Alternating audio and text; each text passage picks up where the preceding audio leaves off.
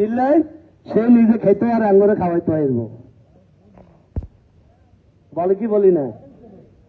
এবং বলি কি, আমার তো এই দুঃসম্পর্কের আত্মীয় তো ওয়াদা করিয়ে নিছি। আমরা সবাই আজকে এক জায়গাতে আমাদের এক দায়িত্বশীলের কাছে মুসাফুরে বলতে আমরা ওয়াদা করেন কি কর আমি ওরা আগে করিয়ে আছি, বলছি আওয়াজ শুনে রাখবো সেটি আমি তো বলিয়ে আছি কারণ বলা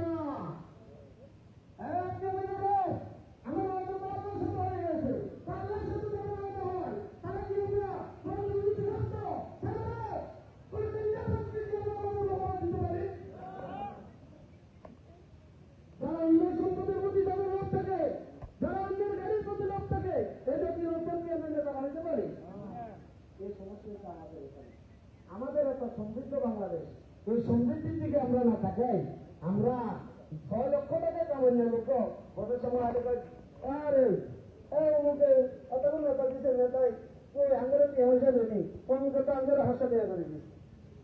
আমরা 500 টাকা খাই, আমাদের বিবেকের জায়গাটা সেখানে বন্ধ করে দিই, বিবেকের জায়গাটা সেখানে কি করে বলি বন্ধ করে বলি, বিবেকের দুয়ার আমরা সেখানে বন্ধ করে দিই, যার কারণে আমরা দেখি যে বারবার এদেশ দুর্নীতিতে চ্যাম্পিয়ন হয়। এদেশের শাসক বানি আমরা, তারা আমাদের সেবক হওয়ার কথা, কিন্তু সেবক না হয় তারা বিদেশে 600 বাড়ি 360 বাড়ি করে।